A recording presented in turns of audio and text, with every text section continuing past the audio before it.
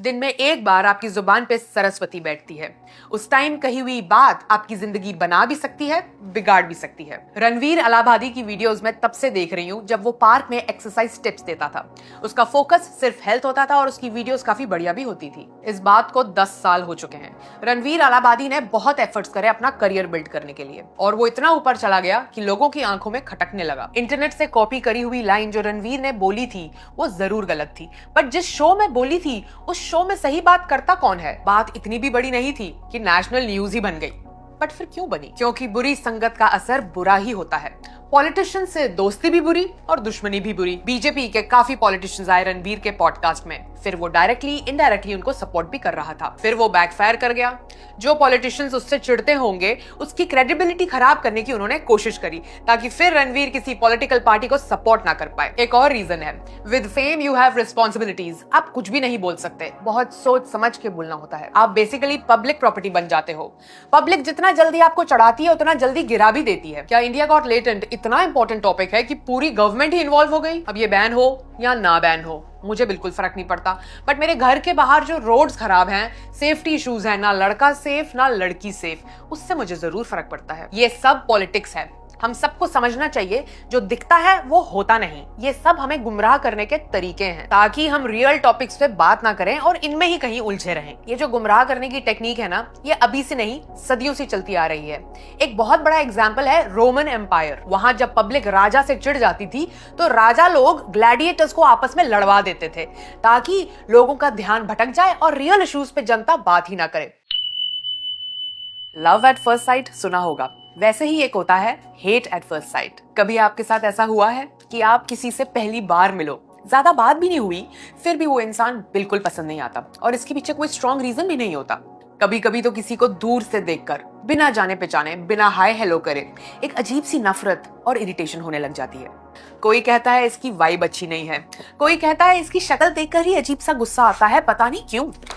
कुछ लोग बोलते हैं मेरी गट फीलिंग कह रही है कि ये सही बंदा नहीं है। कभी आपने ऐसा सोचा है कि ऐसा होता क्यों है?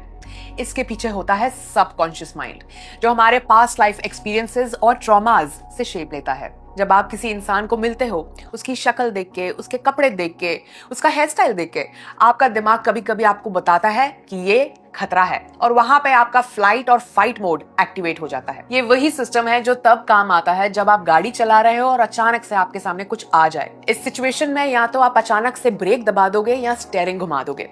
ये सब ऑटोमेटिक होता है सेकंड्स में। प्रिंसटन यूनिवर्सिटी के साइकोलॉजिस्ट अलेक्जेंडर टोडोरोव की रिसर्च कहती है कि हम सिर्फ 100 मिली सेकेंड्स में ये फैसला ले लेते हैं कि सामने वाला बंदा भरोसेमंद है कि नहीं है। मतलब कभी कभी हमें सिर्फ एक पल लगता है किसी को पसंद या नापसंद करने के लिए और ये हमेशा सही नहीं होता क्योंकि यहाँ पे ब्रेन लॉजिक प्रोसेस नहीं करता, सिर्फ एक्शन लेता है, इसलिए इसकी एक्यूरेसी कम होती है। अगर आपका फ्लाइट और फाइट मोड बार बार एक्टिवेट हो रहा है तो चांसेस हैं कि आप गलत डिसीजन ले सकते हैं, वहां पे भी जहां पे आपको फीलिंग्स से ज्यादा लॉजिकल डिसीजन लेने की जरूरत है। तो अगली बार जब कोई इंपॉर्टेंट डिसीजन लेना हो तो सिर्फ गट फीलिंग के भरोसे मत रहो। एक पेपर लो, उस सिचुएशन में पॉजिटिव्स और नेगेटिव्स नोट डाउन करो, फिर सोचो और फिर डिसीजन लो। डिवोर्स से डर लगता है कि शादी से? लड़का और लड़की के बीच में क्लब में हो गई लड़ाई। लड़की थी लॉयर और लड़का था पॉलिटिशियंस की फैमिली से। लड़की ने बुला ली पुलिस और लड़के ने पुलिस स्टेशन में बुला ली लॉयर्स की फौज। लड़की ने मुझे बताया कि उसने कोर्ट केस इसलिए नहीं किया क्योंकि उसे कोर्ट कचहरी के चक्कर नहीं लगाने, अपने करियर पे फोकस करना है। दूसरी कहानी, एक लड़की को एंगेजमेंट के बाद पता लगा कि वो जिस घर में जा रही है वो घर उसके लिए सेफ नहीं है, तो उसने शादी और एंगेजमेंट दोनों तोड़ दी। उसकी फैमिली ने जो दूल्हे को ज्वेलरी और कार गिफ्ट करी थी उसने वो भी नहीं लिया। लड़की के पापा ने बोला ज्वेलरी और कार तो दूसरी आ जाएगी, बेटी कहाँ से लाऊंगा। तीसरी कहानी, बड़ी बेटी का डिवोर्स और छोटी बेटी का डिवोर्स। छोटी बेटी ने बोला कि मुझे नहीं लड़ना ये केस वगैरह, मैं अपनी जिंदगी से खुश हूँ। और बड़ी बेटी ने बोला कि मैं अपने हस्बैंड से ऐसा बदला लूंगी, ऐसा केस लगाऊंगी कि वो जिंदगी भर रोएगा, और वो रो भी रहा है। एक और स्टोरी, हस्बैंड ने बोला बीवी को कि तू अपनी मर्जी से गई थी ना, तेरे को मैं एलिमनी दूंगा ना बच्चे संभालने का खर्चा। 5 साल हो गए, केस अभी भी चल रहा है। कोर्ट केसेस इतने अनप्रिडिक्टेबल होते हैं, जरूरी नहीं है जो दूसरे के साथ हुआ है वो आपके साथ भी हो। मोस्टली बिगड़े हुए केसेस में आपको एक चीज कॉमन जरूर मिलेगी, या तो हस्बैंड जिद्दी होगा या फिर वाइफ। ऐसा बोलना गलत होगा कि ऐसे केसेस में सिर्फ वाइफ सफर करती हैं या सिर्फ हस्बैंड सफर करता है। कुछ कहानियों में हस्बैंड सफर करता है और कुछ कहानियों में वाइफ। लड़का जितना भी पावरफुल हो, लड़की को जेल तो नहीं पहुंचा सकता, बट लड़की लॉ की वजह से इतनी पावरफुल हो जाती है कि लड़के को जेल जरूर पहुंचा सकती है। मेरा भी भाई है, मुझे भी दिखता है क्या फेयर है या अनफेयर। अब ये सब देख के लड़के डर गए हैं, घबरा गए हैं, शादी से दूर भागते हैं और रिलेशनशिप में पहले जैसा ट्रस्ट नहीं रहा उनको लगता है लड़की बाद में जिंदगी ना खराब कर दे। आईपीसी सेक्शन 376 फॉर रेप और 498A फॉर डाउरी का सबसे ज्यादा मिसयूज हुआ है। बट दिल्ली हाई कोर्ट की रीसेंट जजमेंट के हिसाब से बताया गया है कि डाउरी केसेस के सिर्फ एलिगेशंस लगाने नहीं है, इनको प्रूफ भी करके दिखाना है, क्योंकि इन लॉज का इतना मिसयूज हो रहा है कि अब कोर्ट भी समझ रहा है। बट फॉल्स रेप केस को लेकर अभी तक कोई राहत नहीं है। 1933 में हिटलर जर्मनी में बहुत फेमस था।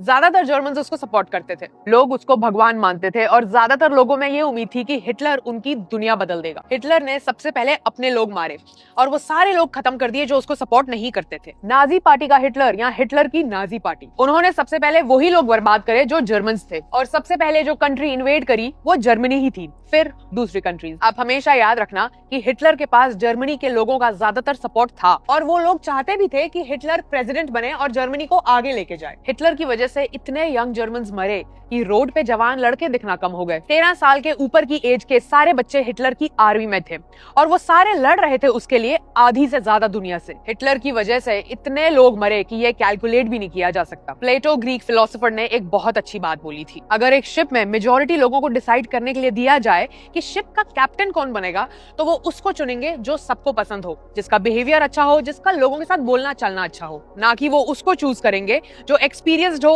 स्किल्ड हो और एजुकेटेड हो शिप चलाने के लिए। ये गलत फैसला शिप को डुबा सकता है और यही हुआ जर्मनी के साथ, जहां लोगों की सपोर्ट से हिटलर आया और पूरी जर्मनी बर्बाद कर दी। प्लेटो ग्रीक फिलोसोफर बोलते थे, वोट देना और सही कैंडिडेट चुनना भी एक स्किल होती है और ये स्किल सबके पास नहीं होती। हम दो हमारे दो, ये स्लोगन आया ही क्यों था?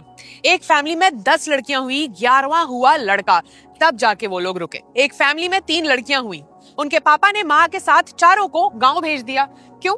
शहर में रह के क्या करेंगी? बच्चा भगवान देता है तो रोटी भी भगवान देगा। जब तक लड़का ना हो तब तक बच्चा होगा, तब तक माँ का बुरा हाल होगा।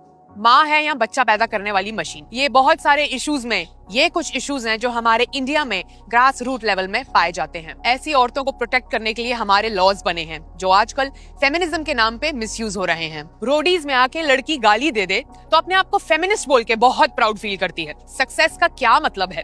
अच्छी लाइफ या सिर्फ अच्छा करियर? हाउसवाइफ सक्सेसफुल नहीं हो सकती क्या? या सिर्फ जिसका करियर होता है वो ही सक्सेसफुल होती हैं? तो इस हिसाब से हमारी मदर्स और हमारी ग्रैंड मदर्स ने कभी जिंदगी जी ही नहीं। कहने का मतलब है जिसको जॉब करनी है वो करे, और जो जॉब नहीं कर रही वो भी अपने लाइफ में सक्सेसफुल हो सकती हैं। कोई चाह के भी हाउसवाइफ नहीं बन पाती और किसी को मजबूरी में हाउसवाइफ बनना पड़ता है। फेमिनिज्म का मतलब होता है कि औरतों को भी वही राइट्स मिले जो आदमियों को मिलते हैं, ना कम ना ज्यादा, equal rights. Feminist movement western countries से स्टार्ट हुई, राइट टू वोट से स्टार्ट हुई, फिर पॉलिटिक्स में आने के लिए, फिर जॉब्स के लिए। अब वहाँ पर प्रोटेस्ट टॉपलेस भी हो रहे हैं, शायद वो उनके लिए जरूरी हो और वहाँ उनके लिए काम भी कर रहे हो, बट उनके पास ऑलरेडी बेसिक ह्यूमन राइट्स हैं, अच्छी एजुकेशन है, लाइफ में काफी सारी चॉइसेस हैं भी और थी भी। वेस्टर्न कंट्रीज में फेमिनिस्ट्स हाउसवाइफ्स को साबित करने में लगी रहती हैं जैसे कि वो कोई काम ही नहीं करती, क्योंकि बच्चे तो कोई नैनी भी संभाल सकती है। तो करियर बनाओ। जॉब में सैलरीज बराबर ना मिलना, वहाँ से उनका स्ट्रगल स्टार्ट होता है। वेस्टर्न कंट्रीज में फेमिनिज्म का स्ट्रगल यहाँ पे वैलिड है क्या? वो बात इक्वालिटी की कर रहे हैं और यहाँ पे स्ट्रगल सर्वाइवल का है। फेमिनिज्म बहुत जरूरी है और इक्वल राइट्स मिलना भी बहुत जरूरी है। सर पे इतनी सारी मजबूरियां और जिम्मेदारियां हैं कि फेमिनिज्म की लड़ाई लड़ना यहाँ पे सिर्फ प्रिविलेज लोगों के नसीब में ही होता है। इंडिया में प्रोटेस्ट ज्यादा करो या कम करो, काम तो सारे सरकारी स्पीड से ही होंगे, बट हो जाएंगे।